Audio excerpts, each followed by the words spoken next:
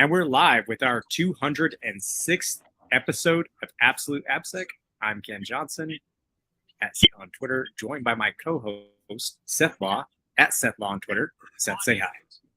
Hey, everyone. Welcome to a special episode of the podcast. Not our regular time. Obviously for Ken, not our regular place. And as it is May the 4th, I had to put on my, Jedi robes that we got recently, just for fun, right? I didn't even know that was a Jedi robe. Yeah, I know. I'd break out the lightsabers, but we don't want to go too Star Wars nerdy today, right? My son's not home, so if he were home, then I'd have to break him out. We'd have a fight on the podcast or something like that, right? That's custom lightsaber, so be forewarned. Yes, exactly. Yes. Let's see. As far as announcements go, I know we've been spotty, getting episodes recorded. Both Ken and I have been traveling a fair bit for work. I will probably start figuring out some other cadence that we can do, whether it's bringing on some guest hosts or some other things to keep the conversation going and make sure that we don't have too much time between recorded episodes. Outside of that, DEF CON training is live. That we will be putting some other content in there, but it's August 14th and 15th at the Caesars Forum. If you go to training.defcon.org, you will find our site, and I'll post it shortly. Practical Secure Code Review. This is a great place. Again, we only do the public courses attached to conferences right now about once every quarter or once every 6 months. So this is the good opportunity to get it, especially if you're going to be out at DEF CON. I know it extends your Las Vegas stay by a couple of days. Trust us, it's a little brutal, but we've done it before. And it's a good distraction after DEF CON to actually go talk about fixing problems and finding problems in your own source code. Let's see. Other than that, last week we had our first Absolute AppSec Happy Hour, sponsored by Dry Run Security, of all things, and felt like it was a huge success. We're going to talk about that for a little bit. Maybe we dive into that, Ken, before we get into any of the topics for today. So what were your background noise? Yeah. Sorry. Sounds like we're getting some places on the background noise. But I'll tell you what. I'll figure out what's going on with Crisp AI here in a second. So apologies on that. I am using Crisp to block the sound, so it's not for him.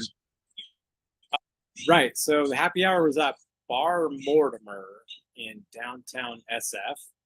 We were trying to do kind of a smaller private gathering, and that worked out. We did have a decent number of people turn out. That was really nice. Lots of good folks turned out. For me, it was really nice. I got to see some of the folks I worked with at GitHub, but also I did get to meet Larry. Leisure Suit Larry, which I there's two people I had wanted to meet because they were at the because I want to meet them, but also because obviously they're at these events, and that was Talos and Leisure Suit Larry. I just love the name. I love saying the name. But anyways, it's cool to meet Leisure Suit Larry. I really wanted to, and let's see. I think. We can talk through trends that we saw at RSA, but I think, AppSec definitely had a huge presence at RSA. And so there were a lot of application practitioners as well at RSA. So anyways, great turnout, had a lot of fun. If you want a security buddy in your pull requests, if you are using GitHub, consider reaching out to myself. Dry Run Security, and could use some design partners. But in any case, anything you wanted to add, Seth, there while I figure out what's going on with Crisp? I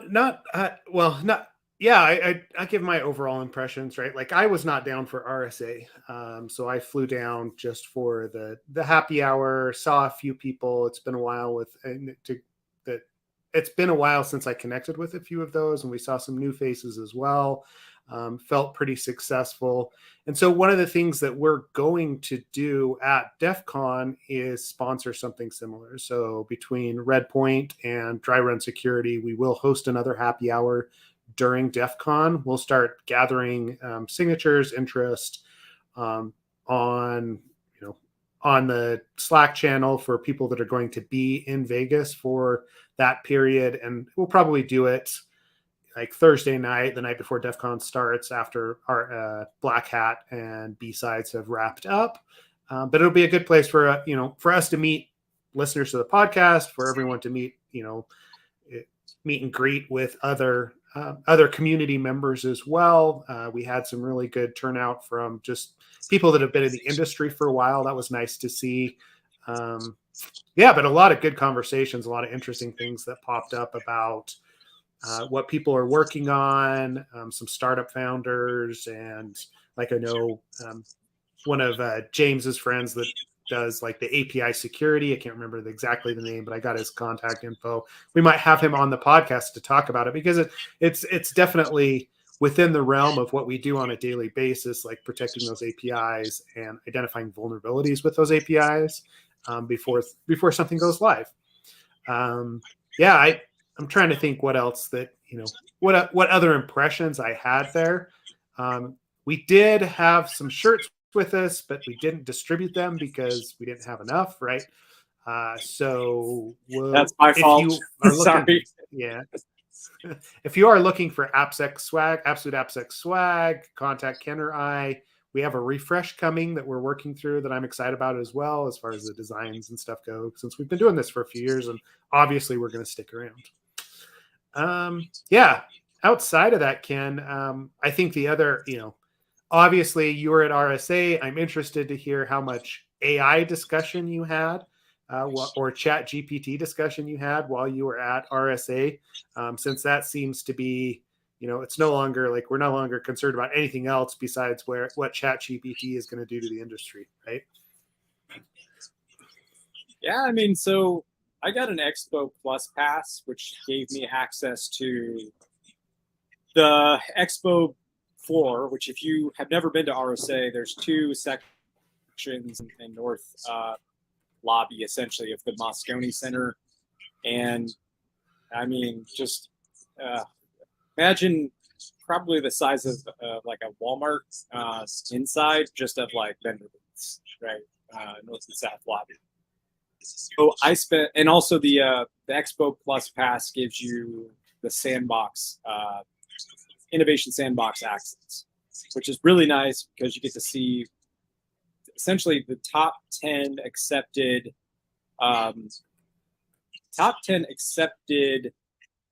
companies who are kind of like in early stages, again, doing some innovative things.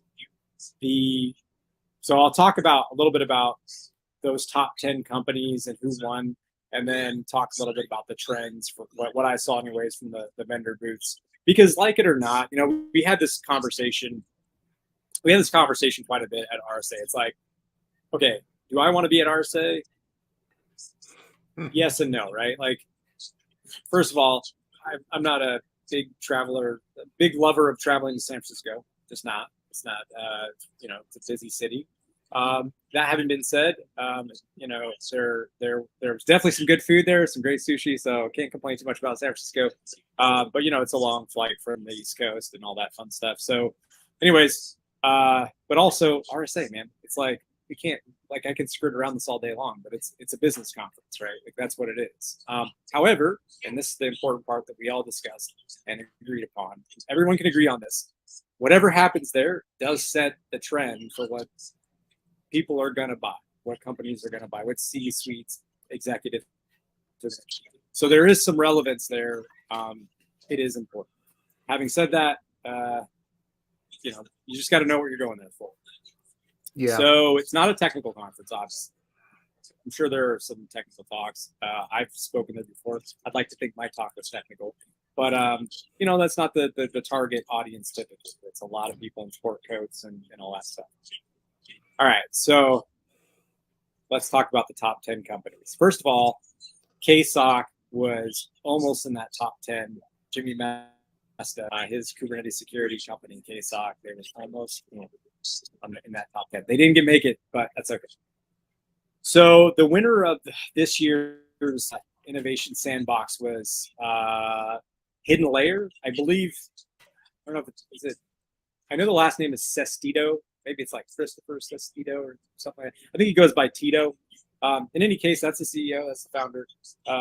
And the company, their premise is AI. So AI, deep learning, LLM essentially. So like making sure, and I don't really know, I don't know, obviously, the ins and outs of it, but the idea is that they're supposed, because they only have like a couple minutes to get their spiel up there. It's a high-level pitch, right? It's almost like a incubator kind of pitch. So, anyways, I didn't get a lot of the details, but the idea is to make sure malicious data doesn't end up in LLMs, as far as I can tell. I think that's the premise. Now, was it the most innovative thing I saw there? No, I don't think it was. Sorry, I mean that's no offense. It seems cool. Not the most innovative thing. What I think that it is indicative of, though, is what do people care about right now? And I don't know if it was you or somebody who made this comment there, but they were like, yeah, but if crypto was like $80,000, if Bitcoin was 80,000 a coin, that would have been, because there was a company that was, about blockchain security and Web3 and how to secure that and all this fun stuff. And so, if that was the case, maybe Web3 security and blockchain would win. But there was a lot of application security companies there. Besides the two I've mentioned, the last thing I'll say is that there were a decent amount of, one company claimed to do, so not just like, tell you that your dependencies are basically an improved SEA. That's essentially what it was, to tell you whether or not you're actually using the functions that are considered dangerous in the library that you're using, which I think is interesting. It's a little problematic in their approach. They mentioned the pure SaaS approach. My thoughts on pure SaaS. It's my love to do pure SaaS. It misses context, and that was another thing. That word context was thrown out a lot, Seth, and I'd like to thank us for that. Yeah, it's all dry run. It's all dry run. Yes. No. For you and I, for like 6 years, we've been chatting. 6 years. Context. So. That's true. Yeah. Yep. Yes. So in any case, that's my generalized thoughts. So what did you catch wind of? What did you hear on the streets? Yeah, I mean that was the interesting thing, being on the outside, right? Like not being on the floor this year, was to actually see the content that was coming out around AI, ML specifically, because of ChatGPT and the focus that's been there, as opposed to Web3 or some of the other, or crypto, like the other topics that have been hot in past years.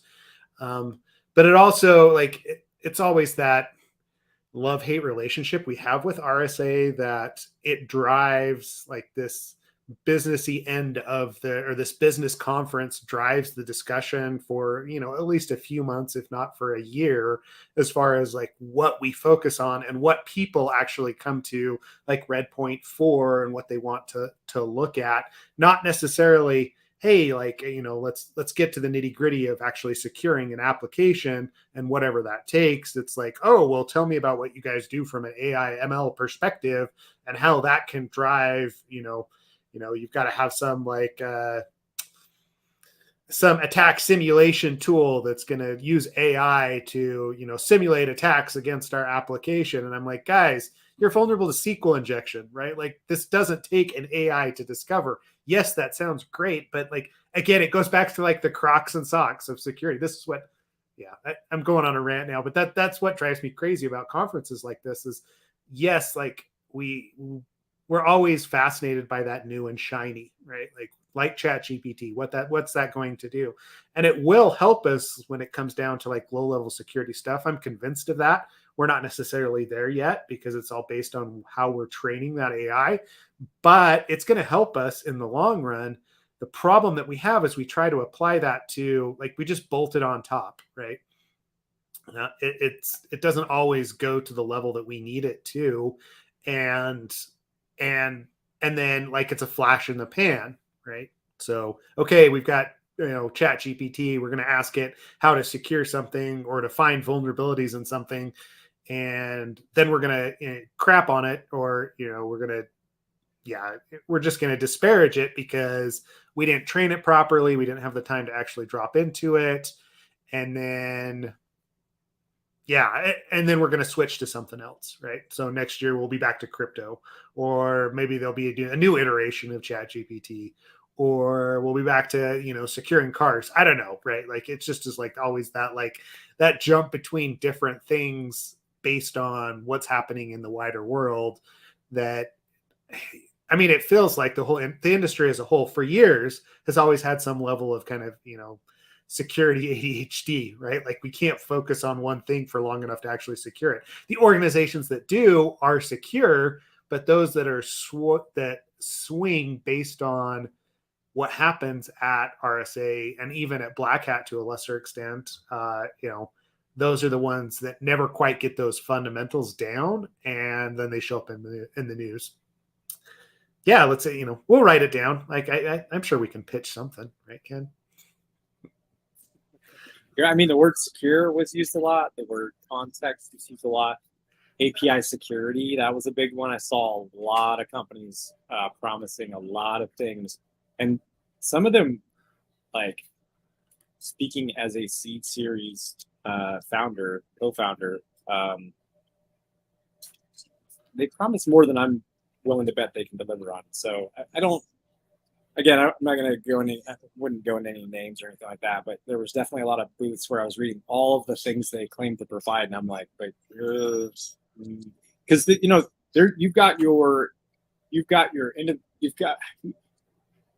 it's interesting. You've got big companies that like have the massive booths. I don't remember which vendor it was. They brought in Dean Cain, who played Superman, if you remember, in like the 90s or something. So there was crazy booth setups like that. He's like a booth where they had like comic books and all this cool stuff. Anyways, and then you've got your smaller companies, and then you've got your folks who are kind of there just doing their like it's almost like pitching to a handful of people. I mean, sometimes it's nobody that you're essentially giving a pitch to. So it's hard to cut through the noise. It's hard. It is. It's really hard. I've found that it's a good it's a good hallway conference, right? To meet up with people, to actually talk to people that you're interested in. But as far as being a vendor on the floor, right? Like, I mean, you have to, and this is it. You have to splash the cash to make any sort of an impact. And even then, probably 95% of the people that are walking by your booth have no interest in whatever it is you're talking about. Or they're only there to pick up t-shirts and swag, which I mean is fine for getting your name out and getting some like recognition as far as like being a security company. But right, is that going to find you general interest in like SaaS tools or API security? Or like, what does that even mean, right? When you start talking about what is it that you do from an API security perspective, and why is that different than like app security? Anyway, yeah, it's API. Yeah, it's API. Yeah, views. I don't know. Yes, it's all the same stuff except without HTML. Without HTML. Which, from our perspective, would actually make it easier because you're not dealing with some of the view state or view. Anyway, yeah. I don't know. Hey, don't try to wrap your head around this. All right.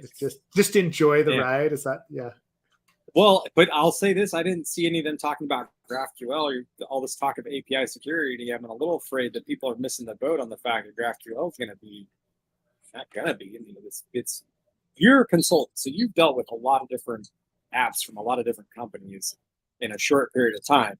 I'm sure you're witnessing the trend too, where it's shifting from like, oh, REST to GraphQL, and I don't see any of these companies who claim API security to be touting GraphQL stuff. So, like, if it were me, if that was my specialty, if I was going to call it API security, I think it's fair if you're focusing on both. If you're just focused, it's like, well, okay. Yeah. To your point, like what's different about that? GraphQL, it's That's a I mean, harder problem to solve. It's definitely, that's what I Yeah. would say. It's a harder problem to solve. Well, and that was always my question to as well, right? Like, okay, you're talking API security. What do you mean? Like, you got a Swagger doc and it's just RESTful endpoint? Or are you talking about SOAP? Because I mean, we've had APIs for years, right? Like, and yes, they're more in use, but even then, right? Like, mobile apps have been using them for a long time. Even GraphQL has been around for years at this point. We're just seeing a gradual shift to GraphQL over the RESTful endpoints because of the flexibility it gives developers. And so I don't know why. I have a hard time understanding why API security has become more of a hot topic recently, because again, it's been around for a long time. Maybe we don't have the tools, but I feel like we do, especially when you start talking about Postman, about Swagger, about other ways to actually like test those APIs for both for security and for functionality. That like what are you bringing to that table as an API security company? That's what becomes more interesting to me. Yeah, I suspect service oriented, or like because of the rise of like SOA architectures, microservices, a lot of like React apps that are actually talking to a bunch of different APIs in the back end versus one like monolith that had like a traditional monolith. It's MVC if it's an MVC, and they all have general structure to mix that. So I don't know. Yeah. I suspect it's just because of that stuff, but and seeing and thinking there's I don't really know. Maybe it's a way to I don't know. I don't know. So all I could do is sit here and ponder. And ponder. Speaking of ChatGPT, I posted a link about the breach that let's talk about that. I'll post it here short in the link. I don't know. I can talk through it. If you want to talk through, I mean, like I said, I posted a link, so everybody's probably read or those that are in probably read through that. I mean, it was just as people were seeing other users' information. Yep.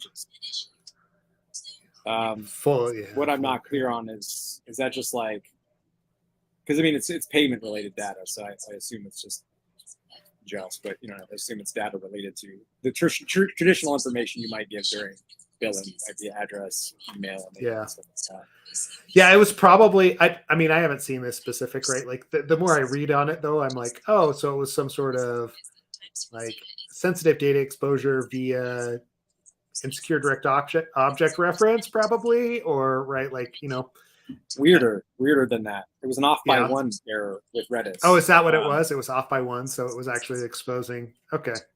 Yeah, when it makes a queued call, I think it was a queued call. What would happen is if that call was canceled, it was left in this weird state where then it was showing I think the queued object sends a request, but then if it doesn't get a response and it hasn't been canceled, it gets the response from the previous command. And then from there on out, it's always off by one every time a transaction occurs. So when you perform a transaction, you're getting the response from, I guess, that would be the previous operation. Sounds like. Okay. Yeah. But it's super. It's just like a super weird, like it's not Redis, right? It's Redis, the Redis Python library that's actually vulnerable, which is what they were using, which tells us a little bit about the stack, I think, behind the scenes there. Maybe not. I don't know, but Anyways, that was kind of the gist of it. But I did see a lot of news on it, and I was like, oh, ChatGPT got breached, and people started posting links in different Slack channels I'm a part of, developer channels, and I was like, I wouldn't worry too much. First of all, kind of cracked me up that people were like, the news outlets were like, hey, wait, this thing stores a lot of information. Like, wait, like if this is breached, that's pretty bad, right? Yeah. I mean, but it also, most of the data that it stores is public.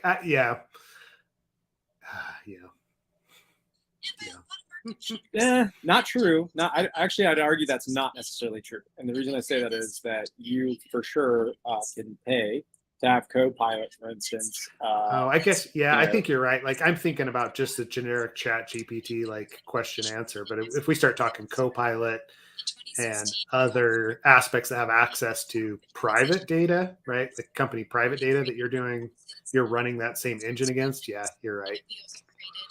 it has a lot of that's the kind of the thing is it's commingling like lots of different data from places that are kind of private, but you kind of opt into not being private, and then other places where it's for sure public, like you said. So and a lot of data that is public. Yeah. I think it's just kind of like funny to watch people now consider that. I don't know. Sure, have all my data. Wait, are you keeping that safe? No, it's fine. We Yeah, give away data all the time. Don't worry about it. Yeah. I mean, I don't think honestly, I don't think even an issue like that would have made the news if it wasn't for it being ChatGPT. You know, then it becomes scary all of a sudden. Yeah. The robots have issues. So, Yes. But yeah, I don't know. I don't really have much else on that other than it's just kind of fun to watch the world burn. No, I'm joking. Just it's Well, fun to watch reactions to things. related AI news, and as much as I was like, AI is taking over everything. Like here we are talking about it, but the other article that got posted in the channel was about news bots, right, and actually generating like different sites. And I think it was it Talos that? Nope, it was. I'm trying to remember who. I was trying to give credit to whoever posted that one. Oh, it was Eli, right? In the Slack channel that posted this one, and it's an interesting read. As hold this, where I've got it up here, just like the number of different sites that are being news sites claiming to be like independent sources of data, and they're just generating straight up news articles based on whatever ChatGPT is spinning it out. Like it seems like they're building an army to do this, and this is exactly what we thought was going to happen, right? Like AI generated clickbait articles that don't have a lot of real technical content to them or actual like expert opinion. It's just surface level information about this, and then I also start to wonder what Wikipedia is going to do here, right?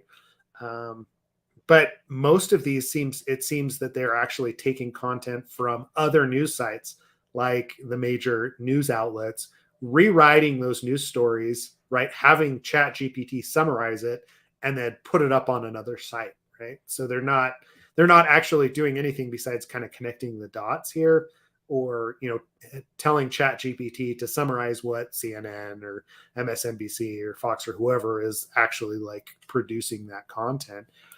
And this also gets into a weird spot because who then actually owns that, because it's based on public research or public news articles from one of those major news indices or news sources. It's summarized data. Like we've got aggregators that have done that in the past, whether that's like Google News or Apple News, right? Like how they kind of put that together. But like what does the attribution there actually look like? Are they allowed to do that? Because apparently they are. Are they going to get sued out of existence? And there's just so many like legal questions that go into it, on top of the fact that it's probably most of the articles are probably pretty crappy. One of the things that I found funny in that article though was the fact that many of the articles actually started with something like, well, I can't give you exactly 1,500 words, but here's the article in summary, right? Yeah, so it would like they didn't even strip that out, right? Where was it at? I'm trying to find it now. I was reading it earlier, but you were able to identify it pretty quickly because of the response, like how the article was put together. Yeah, that's because that's how right now I feel like it won't be too difficult for a brief period of time for like say Google to keep SEO and these things proliferating all of this content at bay because there's marketers and they've got an incredible team, I'm sure, at Google for how they handle how they weight from an SEO perspective things and investment use and all that. But I think how as things advance, maybe it's like mouse or spy versus spy or an escalation as people try to abuse to have those SEO results pop up and then target people and then Google's kind of like it's essentially an arms race between, I would imagine, anyways, at some point, like a Google and these sites that are generating this content. Yeah, I mean, I honestly, like, that was one of the things, right? Like, I know. So I was talking. My daughter's in college. She works at a writing center, right? And it's actually been a big discussion point on how do you identify an article that was written and then print it out. Like, you're supposed to help advise someone on this article, but how do you identify whether or not it was written by ChatGPT or one of the AIs as opposed to that person in and of itself? Like, it's fairly easy to run it through one of those online checkers now, right? If they give it to you in a whatever form. But if you're supposed to be helping someone with writing style, making it their own, I'm like, so are you just basically as a writing advisor, are you going to just actually help people, change ChatGPT articles so it sounds like they said it instead of ChatGPT, right? Like, that's going to be your job. You'll be an expert in like making the AI generated articles readable and usable in an academic sense, because I can see that going that way, right? It's just it's an odd place to be. I mean, we're kind of stuck in a weird spot right now when it comes to it, and then detection of those AI generated content also has questions. I mean, this is articles, this is English or other languages, right? Like news articles, summaries, what have you. But I also start to think about code, right? Like Copilot, how it generates code, and where we go with that as we move on, because it is so useful in generating that boilerplate, helping us make ourselves more efficient. I don't know what kind of legal issues that gets you into, right? Like, yeah. Well, I can tell you, so brief use case here. For what we're building, it helps to have as many apps generated as possible, right? The stuff we can download, open source apps, whatever. But recently using ChatGPT to create apps, simple, small apps to test, for specific things. Interestingly, it produces, as you might imagine, some pretty broken code. For us, it's actually a benefit. When it's somewhat, we want some broken apps, some functional apps. But so that's first and foremost. Like I can tell you that when it generates apps, it creates broken apps for sure. Like missing parentheses, missing this, missing that, like not syntactically filling out everything. Not to say that it doesn't a lot of the boilerplate that you want. So that's awesome. Some of the errors are just very fun. The other interesting is we use it to generate. Actually, James, and by the way, I'm at DevOps Days Austin. So if I didn't mention this, that's why I'm like with all this background noise. I'm actually at a college campus, UT. This is like the cafe conference coffee area. Anyways, I'm saying that because I'm down here. James, my co-founder, James Wickett, is down here.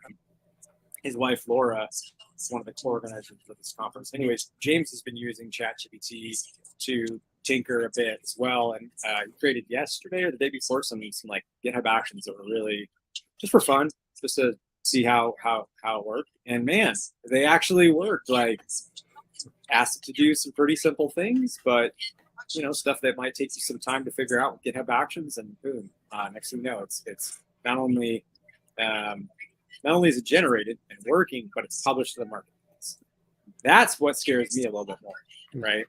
Generating things like that and then pushing to public marketplaces so easily where people will download these things. So in a very short period of time, and I mean, really, realistically, when you tell it to do like malicious things too, all you have to say is this is for like training purposes or something like that.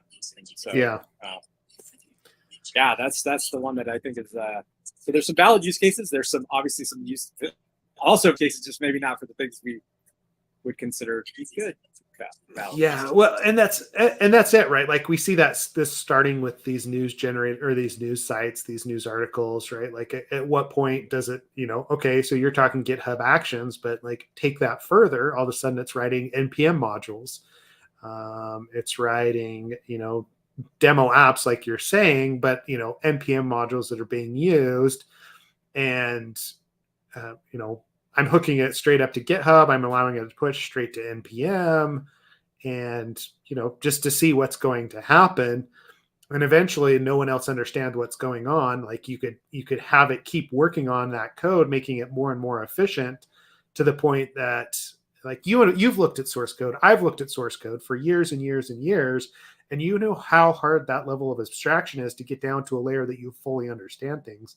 What happens when you don't understand the source that it's coming from, right? Like I know that has way more quote unquote experience.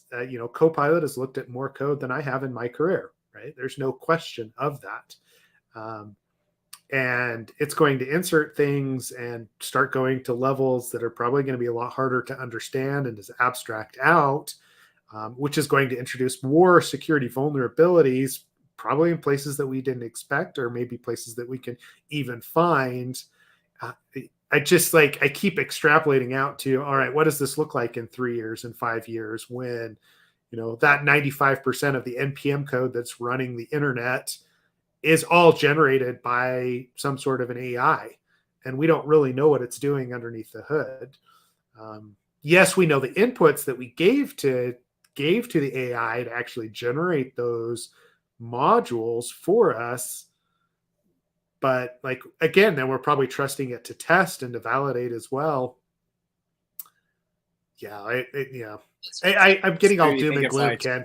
Yeah, no, just made me think of like, man, if you publish like 20 different modules that are very likely to all be downloaded together, but you did certain abstracted enough things using like reflection, metaprogramming, whatever you're going to call it. Yeah, you could for sure generate some pretty nasty stuff that would be very hard to detect once it's all working together in aggregate. Yeah. Yeah.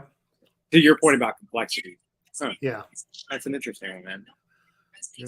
I don't know where all this leads. It's very fun to speculate. It is. I don't know where. I mean, seriously, our because like I think everybody knows like our careers are changing.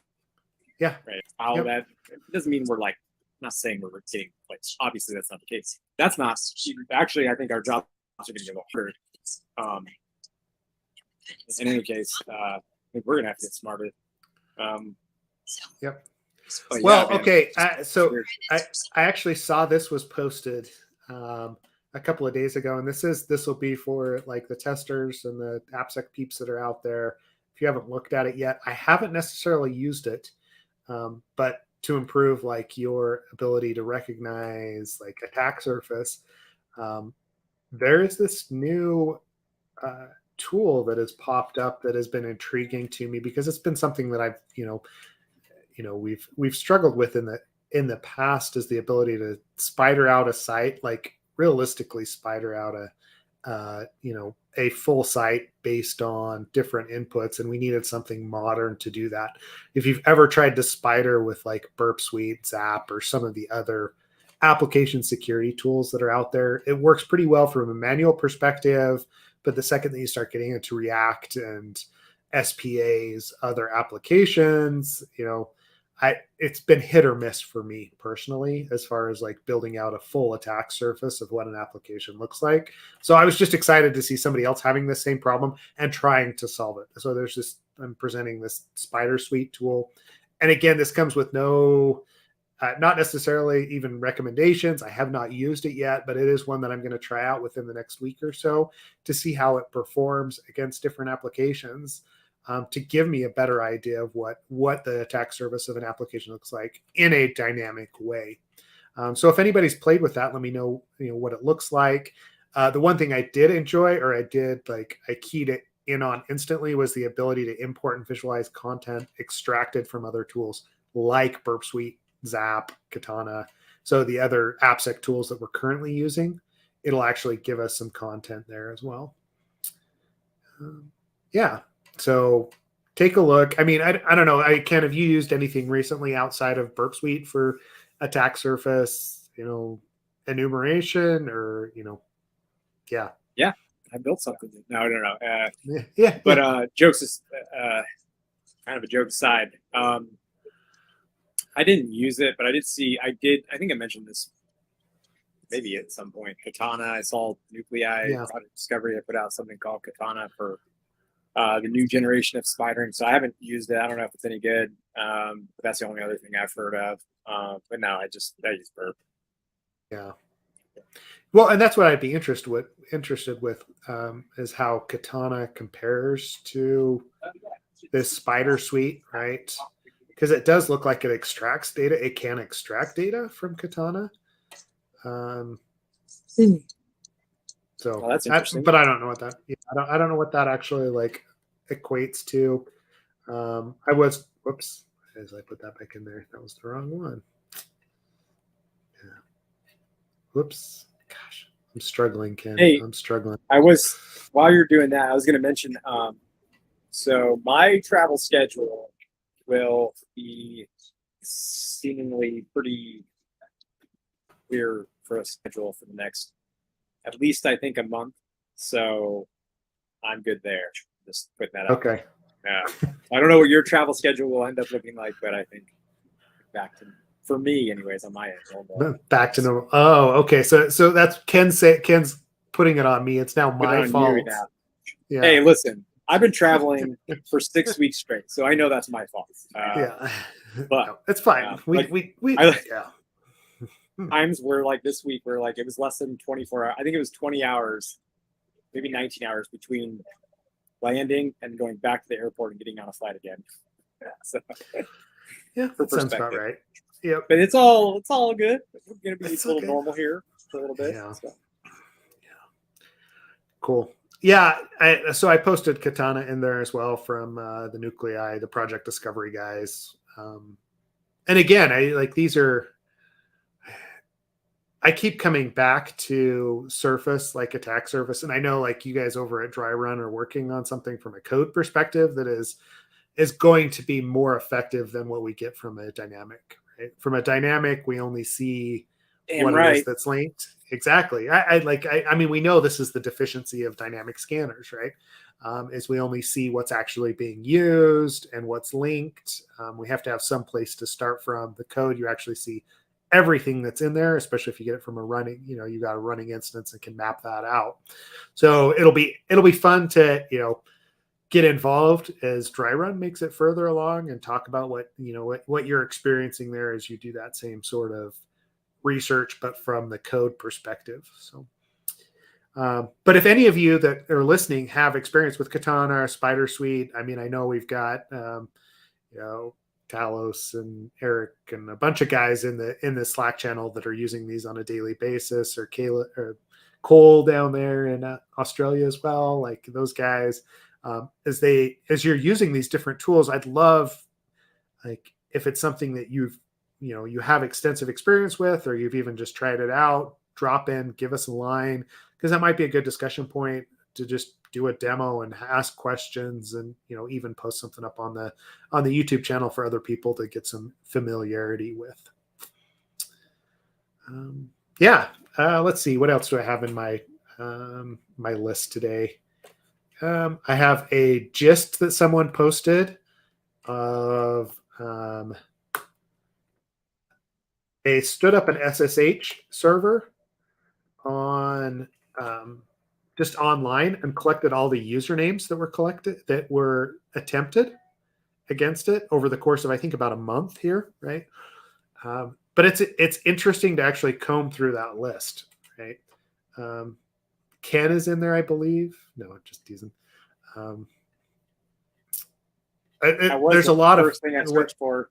I looked for CK Tricky. I was like, let's see, is there a Seth Law? Seth Law? Nope. There's not even a Ken. Ken. Not even a Ken. Or a Seth. Sweet. We didn't even get a mention. That means that like we're not showing up in any of the credential stuffing, right? Like, that's good. But it is interesting to actually look and see what people are attempting to log in as, though, right? Like I start to wonder where they're actually pulling some of these logins from, what tools are being used to generate. But on the flip side of that, using this list to validate, right, if you're doing user enumeration, probably isn't the worst idea in the world to build based off of that. Vagrant web. It's interesting, right? Makes me also wonder if there would be some, how it would differ if you were to stand up like just a WordPress login page and collect the same information based on attackers trying to log in, because they do that same thing, right? Like anybody who's stood up a site or a EC2 instance or what have you, opened up port 22, you've seen those logins come in, and they're pretty constant, right? If you're combing it for the usernames that are being used, like you're always getting root, you're always getting admin, and these others that are in there. I would also like to see the frequency on this, right? So you saw, this HMW Katana sound. How many times did you actually see somebody try to log in with that as opposed to root or admin or one of the other accounts that are in that list? Yeah, I want some attribution there as far as where they come from, but I know we're not going to get it from a single gist on GitHub, but it'd be interesting for people to compare and add that to their list of possible usernames. Yeah, and I just posted a comment, but I'll reiterate it. It's kind of interesting because I was curious, like for Roy Razan, the person that posted that gist. I was curious, like what their background is. So I looked at their profile and some of their repositories. Looks like not a security person. Looks like a developer. I don't know what the inspiration behind all this was. That's just, I thought that was an interesting data point. That's the only reason I raised it. Yeah, it feels like there's a good research project there for someone listening, right? Like students, or if you have an intern that has some extra time. Like when I saw this initially, I was like, I should put up just a dummy login page on absoluteappsec.com, and we'll see people try and log in. Yeah, do it. Why not? Do it. All my spare time. Oh, you're not traveling. You can put it together, right, Ken? Yeah, non-travel at least. So I think let's see. Wait if that changes. But yeah, I'll get it together, man. It's sweet. Sure. I'll have ChatGPT build us a ChatGPT generates the site. Yeah, sweet. Okay, that'll work. I'll deploy it too. Yeah. Cool. No, I don't really know, what else to say there other than, that it makes sense. I guess it's just, I don't really know the background. It was just an interesting data point. Yeah, it was just an interesting data point somebody had collected. And when I pulled it up, it was more of a, right? Like I wonder what else we could determine from this, but we'll kind of leave it at that for now. Let's see. What else do I have? I know we're pushing it at about time. We probably haven't recorded the longest episode today, but is there anything else specific that you want to talk about, Ken, before we just kind of call it for today? I don't think there's anything else that's that pressing. Yeah, sorry, I got out there for a second. No, I mean, there's not a ton to talk about. I know that layoffs are happening. I know, well, it's interesting because one of the, what can I say here? Okay, I need to respect some people. So what I'll say is, there was a company, I was at a hotel at RSA, obviously, and when I went downstairs, company who was having a very swanky, nice, RSVP only party kind of thing. Definitely not cheap. Definitely not, right? And I was like, oh, cool. Like I know people that, anyways, I know people from there. And but then the next day, I think it was the next day or the day after that party that I saw, those folks laid people off.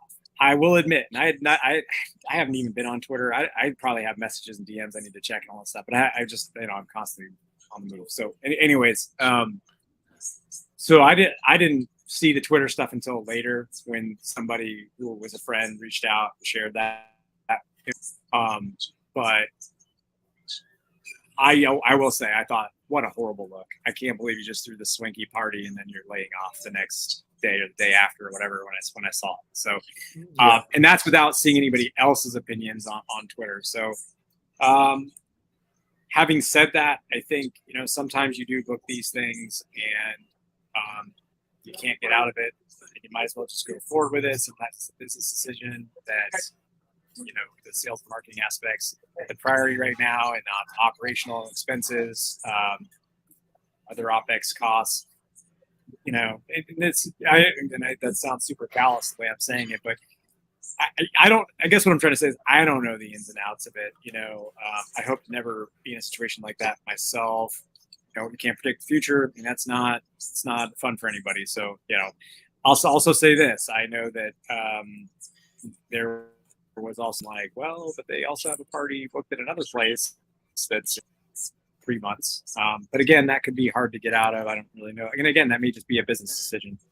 And that's the hard thing. So for anybody that has a consultancy that has had to let people go or has whatever, a business, and especially small businesses, like I was talking about this last night. Like I have no love for the big enterprises that are laying off people just to keep shareholders happy and keep their stock prices at a certain rate. They can go fuck themselves. I don't care.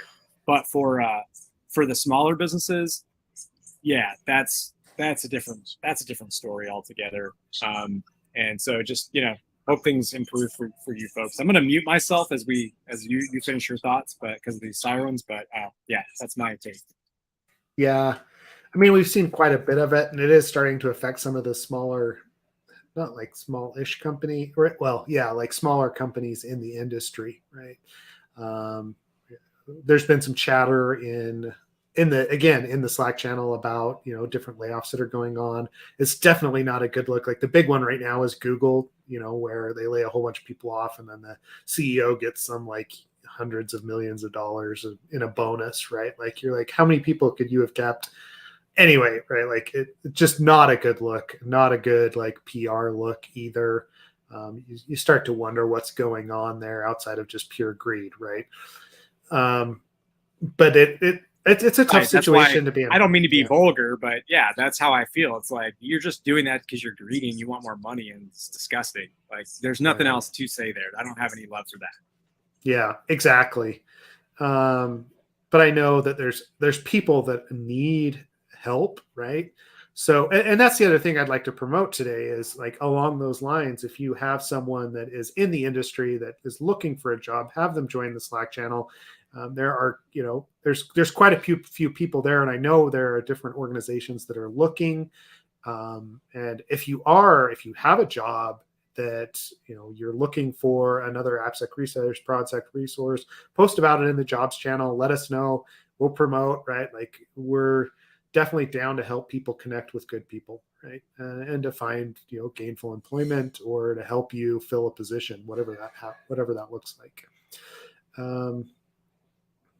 Yeah. It's a small community. There's always roles. Just because somebody decided to appease some shareholders or whatever else happened, stuff happens. Like, like I said, sometimes it's just pure greed. Sometimes it's having to make hard decisions, and that sucks.